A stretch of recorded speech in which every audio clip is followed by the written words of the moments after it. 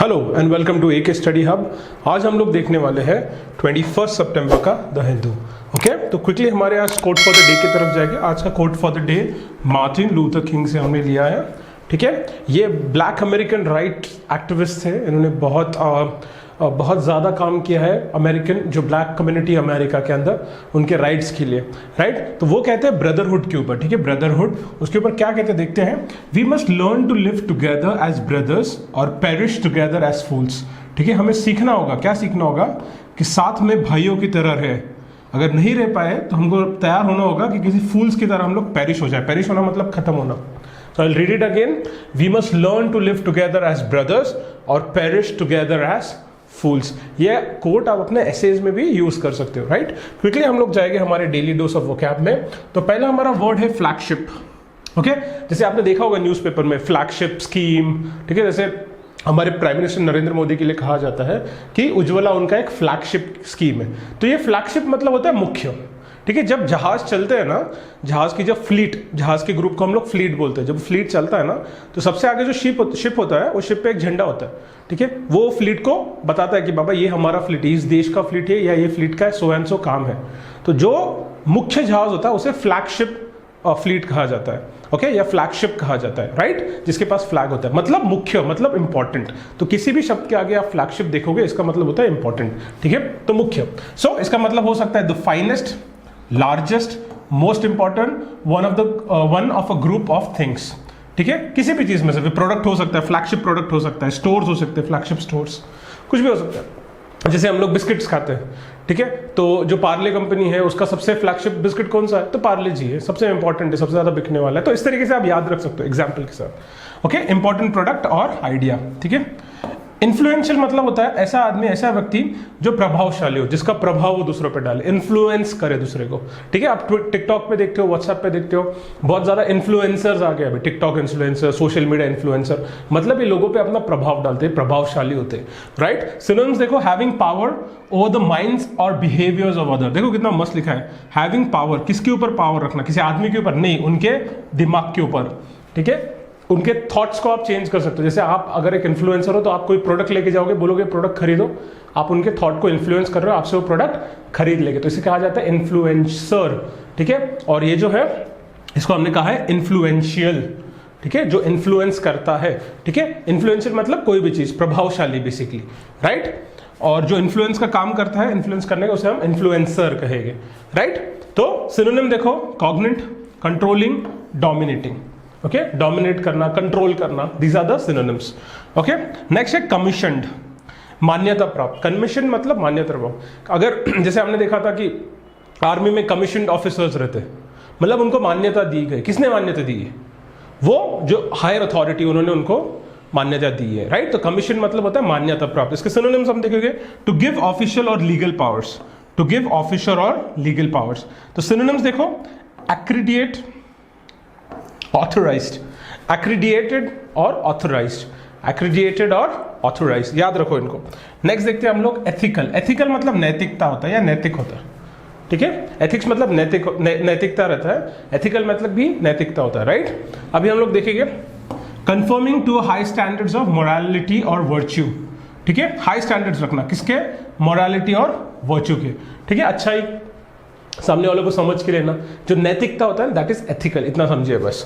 ठीक है, सिनोनिम देखो, all right, decent, good, honest, honourable, just, moral, nice, right, right minded, righteous, straight, true, upright, virtuous. इतने सारे इसके सिनोनिम्स मैंने दे दिए, क्योंकि बहुत बार एथिक्स, एथिकल के बीच में लोग कंफ्यूज हो जाते हैं कि यार एथिकल क्या होता है या एथिक्स क्या है। ठीक है, तो इतने सारे वर्ड्स है अभी ये पढ़ने के बाद।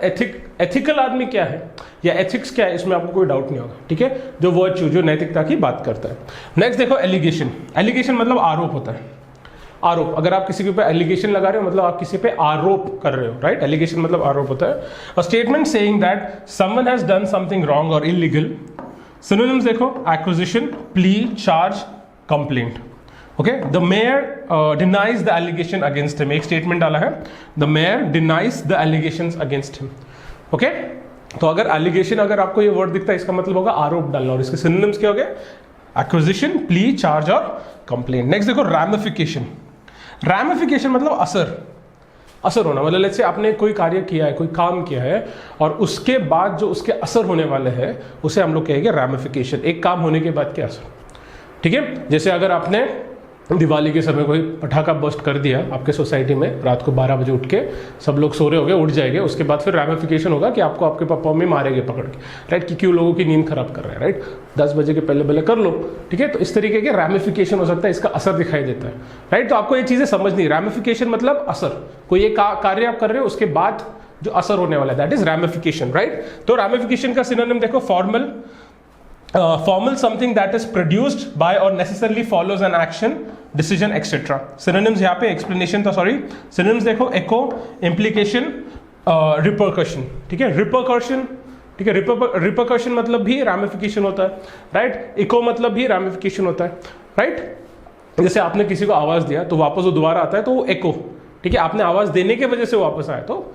echo भी ramification के जैसे हम लोग यूज कर सकते हैं, राइट। और implication, तो अभी हम लोग हमारा बेसिकली जो हमारा पैराग्राफ है वो देखेंगे, ठीक है। तो अभी मैं स्क्रीन से जाऊंगा, पॉज कर लेना, पैराग्राफ ठीक से पढ़ना, वर्ड्स मैंने पहले ही बता दिया, try to understand it, okay okay. आपने आई होप पढ़ लिया होगा, ठीक है। ज़्यादा 40 to 50 सेकेंड्स के अंदर ही पढ़ के हो जाना चाहिए था, ठीक है, पढ़ के और समझ के भी। देखो, on September 16 the world bank group scraped it's flagship publication the doing business report, ठीक है। September 16 को क्या किया, जो वर्ल्ड बैंक ग्रुप है ना, वर्ल्ड बैंक का जो ग्रुप है, मतलब वर्ल्ड बैंक ग्रुप उसका नाम है, ये पूरा नाम है वर्ल्ड बैंक ग्रुप, ठीक है, वर्ल्ड बैंक। उन्होंने क्या किया, स्क्रैप किया, स्क्रैप किया मतलब रद्द कर दिया। क्या रद्द किया, उनका फ्लैगशिप, फ्लैगशिप मतलब मैंने अभी बोला था मुख्य, इंपॉर्टेंट पब्लिकेशन, और वो कौन सा था, the doing business, the doing business report को उन्होंने स्क्रैप कर दिया। क्यों किया देखते, दिस रिपोर्ट पब्लिश्ड, ये रिपोर्ट करती क्या थी वो देखते पहले। This report publishes the influential annual ranking of countries on the ease of doing business index. तो जो ईज ऑफ डूइंग बिजनेस होता है, ठीक है, ईज ऑफ डूइंग बिजनेस मतलब कितने आसानी से कोई एक जो कैपिटलिस्ट है या जो इन्वेस्टर है कितने आसानी से किसी कंट्री में इन्वेस्ट कर सकता है। जैसे पाकिस्तान में इन्वेस्ट, अभी अफगानिस्तान में कोई जाएगा पैसे लेके, बाबा इन्वेस्ट करूंगा पैसे मिले, नहीं, वहां पे मुश्किल है, ठीक है। यूएस में जाएगा तो करेगा क्योंकि वहां पे पैसे मिल सकते हैं। तो कौन सी कंट्री कितनी अच्छी है, कितना ईज ऑफ डूइंग बिजनेस है उनसे कंट्री में, वो निकालने का काम ये करते थे, राइट, ये इंडेक्स करता था। The group acted on its commissioned study to examine the ethical issues flagged in preparing the 2018-2020 editions of the EDB index. Okay, तो ये ग्रुप ने क्या किया, एग्जामिन किया, ठीक है, कि कुछ एथिकल इश्यूज हुए हैं क्या, कि जब ये 2018 और 2020 का जब ये रिपोर्ट बनाया गया, ठीक है, उसके लिए उन्होंने कमीशन किया था। कमीशन किया मतलब एक मान्यता प्राप्त, उन्होंने एक स्टडीज एक ये बनाया था, ग्रुप बनाया था, right. The allegation surrounding Kristalina Georgieva, managing director of International Monetary Fund, is the proximate reason for scrapping the publications. ठीक है, ये publication scrap करने के पहला reason क्या था, proximate reason, ठीक है, क्या था कि वो ये था कि जो managing director है, ठीक है, कौन, जिनका नाम उन्होंने दिया है क्रिस्टलिना जॉर्जिएवा, ठीक है, इन्होंने कुछ तो गड़बड़ किया था, ठीक है। क्या देखते हैं अपन, as chief executive officer of the World Bank in 2018, Mrs. Georgieva is accused of having exerted pressure on the internal team working on the doing business report to falsely boost China's rank by doctoring the underlying data, ठीक है। तो ये Georgieva जो madam है, इनके ऊपर क्या ये किया गया है, उनके ऊपर एलिगेशन क्या है, उनके एलिगेशन ये है कि उन्होंने अपने जो टीम मेंबर्स थे, उनके जो टीम मेंबर्स थे उन पे उन्होंने प्रेशर डाला, और प्रेशर डाल के क्या बोला कि बाबा चाइना के फेवर में रिपोर्ट बनाओ ताकि चाइना को थोड़ा मदद हो, ठीक है। तो उन्होंने अपने पद का गलत इस्तेमाल किया, ठीक है। Similarly, tensions were also reportedly brought to bear in the case of Saudi Arabia's rank, among other how to do work. Okay, और similarly हम लोग देखते हैं कि ऐसे दूसरे भी हमने देखा है, सऊदी अरब के ऊपर भी उसके रैंक को बूस्ट करने के लिए ऐसे किए गए थे, ऐसे काम किए गए होंगे, राइट। तो नेक्स्ट देखिए हम लोग last quickly, the world bank decisions was wide has wide ramification, ठीक है। जो वर्ल्ड बैंक ने ये जो डिसीजन लिया है ना, इसके बहुत ज्यादा रैमिफिकेशन है, मतलब इसके बहुत आसार होने वाले। Like as the index serves varied purposes, many countries showcase improved ranking to single market friendly policies to attract foreign investments. National leaders often set EDB targets.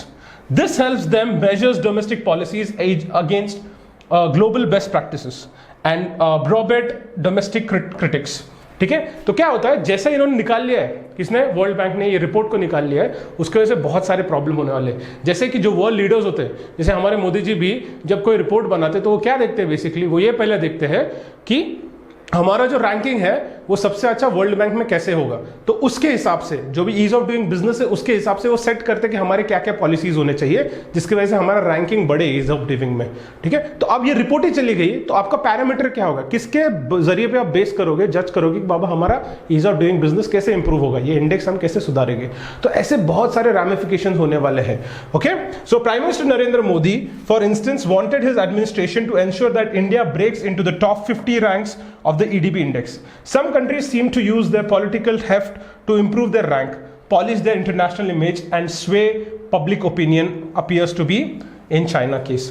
तो ये जो था, जैसे यहाँ पे एग्जाम्पल दे दिया गया था मोदी जी का कि मोदी जी ने क्या किया कि हम लोग क्या करेंगे, अपना जो ईज ऑफ डूइंग बिजनेस का जो रैंक है वो 50 अंडर 50 में लेके आएंगे, राइट, 1 to 50 के अंदर हम रहेंगे। बट अभी ये रिपोर्ट ही खत्म कर दी, क्यों, बिकॉज जो जॉर्जिवा क्रिस्टलिना जॉर्जिवा है उन्होंने मदद किया था चाइना को उसके नंबर बढ़ाने के लिए, ऐसा उनके ऊपर एलिगेशन आ गया। ठीक है, तो ये सारे रीजंस थे। तो आपको आई होप ये पॉइंट समझ में आ गया होगा। ओके, अभी हम क्विकली हमारे लास्ट सेगमेंट पे जाएंगे। तो हमारा लास्ट सेगमेंट है इडियम्स एंड फ्रेजेस। तो पहला इडियम है set one's heart on, to have as one's ambition to obtain something. ठीक है, to set one heart on मतलब आपका दिल किसी चीज पे आ गया, मतलब आपको वो चीज चाहिए। ठीक है, आपको बहुत ज्यादा पसंद है, कोई भी चीज होता है, आपका सक्सेस होना चाहिए, आपका करियर हो सकता है, कोई भी चीज जो आपको चाहिए। ठीक है, मतलब you set one's heart on. ठीक है, sine die, sine die, sine die का मतलब होता है इनडेफिनेटली। ठीक है, अनंत काल तक, पता नहीं कब, जब वो बताएंगे तब। ठीक है, जैसे हमारे जो साइन डाई किसको होता है कि जैसे पार्लियामेंट को होता है साइन डाई। ठीक है, बीच में से पार्लियामेंट रुक जाती है और वो बता देते हैं कि साइन डाई है, मतलब कब होगा चालू पता नहीं, हमने बता दिया कि अभी के लिए बर्खास्त हो गया पार्लियामेंट, राइट। नेक्स्ट लास्ट देखेंगे हम लोग, stand stick to one's gun. ठीक है, स्टैंड और स्टिक टू वंस गन। ठीक है, स्टैंड टू वन गन और स्टिक टू वंस गन एक ही बात होती है। क्या होता है, to be strict and determined. ठीक है, तो जैसे आप एग्जाम दे रहे हो, प्रिपरेशन कर रहे हो, एक साल नहीं होगा, दूसरे साल आपका एग्जाम डेफिनेटली निकलेगा।